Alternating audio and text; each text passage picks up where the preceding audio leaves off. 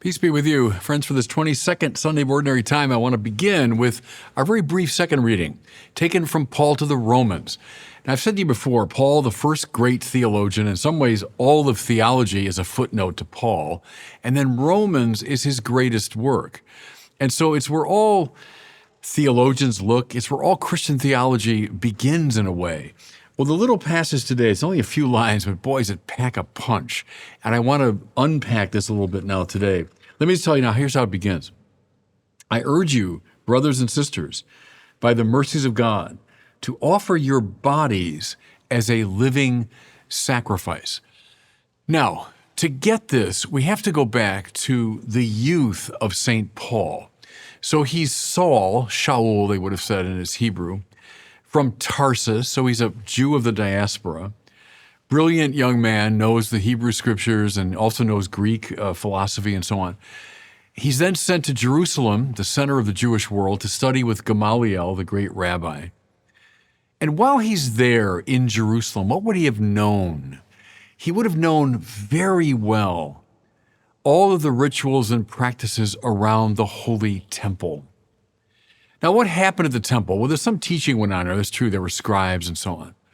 But the main focus of the temple in Jerusalem was sacrifice, largely animal sacrifice, though there was grain sacrifice too. There were thank offerings as well. Now, sacrifice. We'll use that word, but in a very metaphorical sort of way. The man made a sacrifice, or there's a sacrifice bunt in baseball. But sacrifice was so essential to the religious consciousness of the ancient world, and especially of ancient Israel. The word, our word sacrificium in Latin, comes from sacrum facere, to make holy. All the sacrifices of the temple, thank offerings, offerings of praise, grain offerings, and especially animal offerings, holocausts offered up, were what? They were attempts to effect a reconciliation between divinity and humanity. Now that word, of course, is very interesting, reconciliation. It comes from, the Latin roots are eyelash to eyelash. Cilia are the eyelashes. So to be reconciled means brought back eyelash to eyelash. See, we're alienated from each other and from God. We're wandering in a far country. To be reconciled is to be brought now face to face again with God. To be made holy, sacrum facere, right? To make holy. So that was what the sacrifice was all about. Now, some of these were relatively, you might say, peaceful and effortless. If I just want to offer thanksgiving to God, it didn't cost me all that much. But a sin offering, if I know I'm a sinner and I'm coming seeking the forgiveness of God, I'm seeking to repair this broken relationship, what did I do? I brought an animal to the temple. The throat of the animal would be slit and the animal would die. The blood poured out and the animal's body offered up. What was going on inside the psychology of someone making that sacrifice? Well, it's this animal represents me. This by right should be happening to me. In the suffering and death of this animal, I'm offering myself, Lord, painfully back to you. I'm being brought back online with the God from whom I have been unreconciled, right? So sacrifice was all about bringing divinity and humanity together. Okay, so young Shaul, young Saul of Tarsus, he gets all this.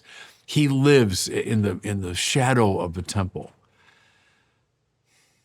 Then he met the crucified and risen Jesus.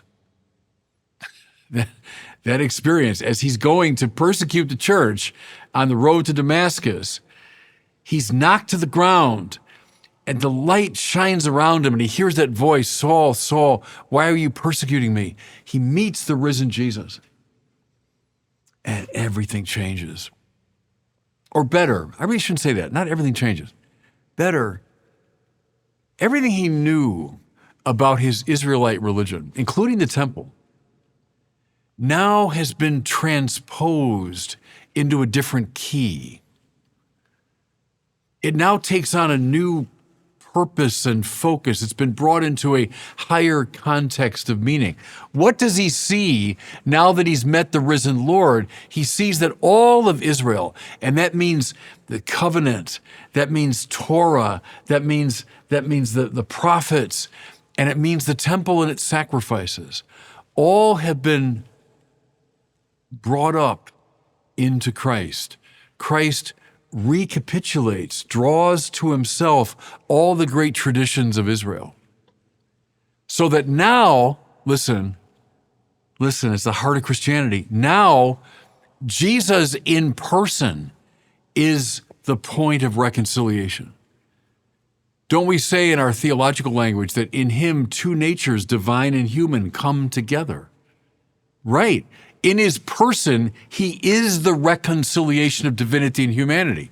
He's the fulfillment of the covenant and the Torah, and he is the supreme sacrifice.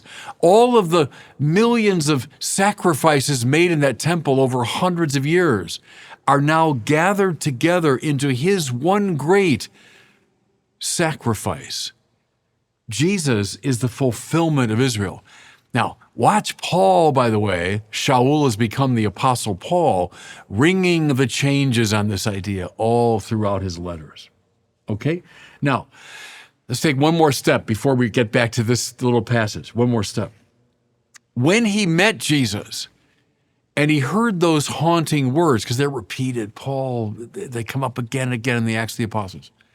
Saul, Saul, why are you persecuting me? Well, Saul's persecuting the church, right? But Jesus so identifies himself with his church that he can say, Saul, you're persecuting me. The church, and Paul is so insistent on this, is not just a club of like-minded people, not a society of, the people that love Jesus. No, much more radical and dramatic than that. The church is a mystical body. Cells, molecules, organs of the body of Christ. Which means, here's the last step, the church itself, you and I, all the baptized, we are meant to be the place where divinity and humanity come together. We are the sacrifice. We are the reconciliation. What Jesus effected through his cross and resurrection, now we participate in that. Okay, with all that background in mind, listen again to Paul. I urge you, brothers and sisters, by the mercies of God, to offer your bodies as a living sacrifice. Now, this is a Jew talking. He's not distinguishing body, soul here the way a Greek might. When he says your bodies, he means you. He means you. To offer yourself as a living sacrifice. You become the place where God's will meets the human will. God's mind meets the human mind. God's purpose meets the human purpose. God's will is determining your private life. God's will is determining your public life. God's will is animating your friendships. God's will is what your professional life is all about. You see what's happening? Becoming a living sacrifice means everything in you is now turned to God. May every thought, every action, every impulse, every emotion, everything in you directed to God. And now, what does this become? Listen as Paul goes on. You offer your bodies as a living sacrifice, holy and pleasing to God, your spiritual worship. What was going on in the temple? Worship by means of sacrifice. What's worship? I've said to you before, from the older English word, worthship. It's turning to what's of highest value. That's worship.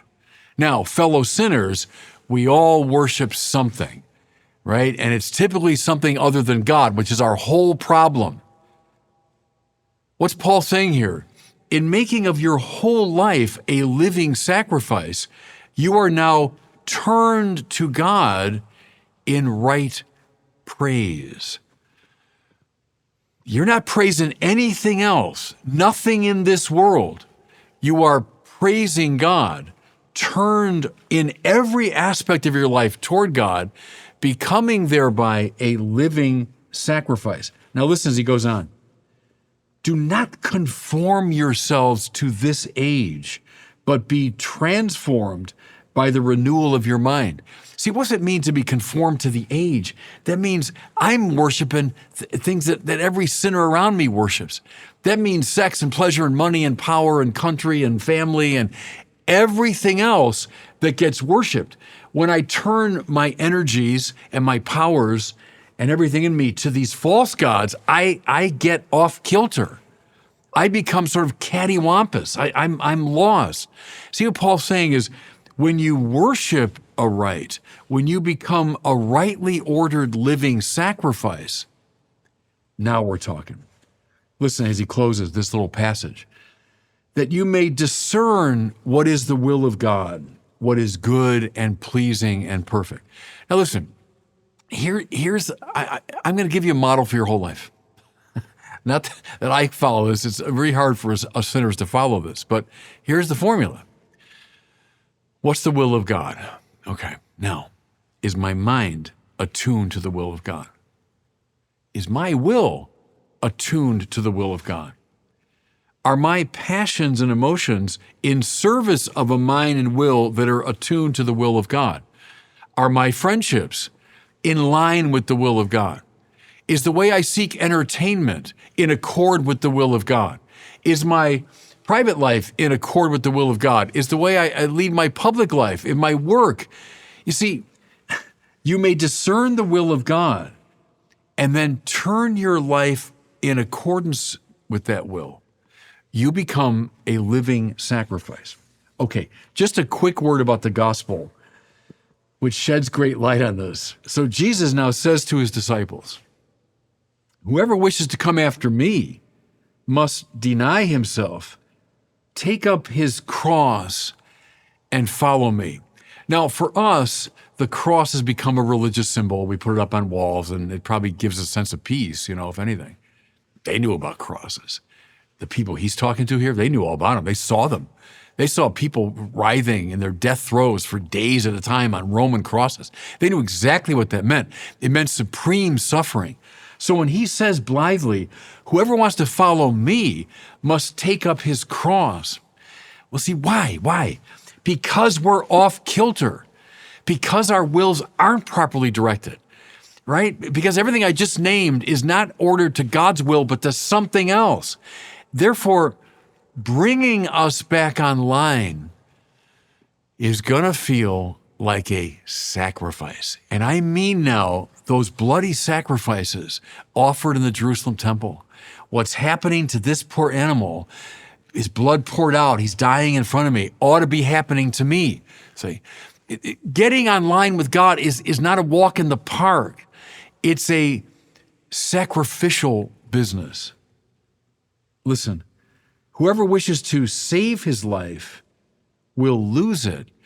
See, what's the life he's losing? That old one, that off kilter, that weird life where I'm worshiping something other than God. You got to lose that life, and that's going to be painful. But see, when you become, everybody, a living sacrifice, that means your life is getting back online. And God bless you.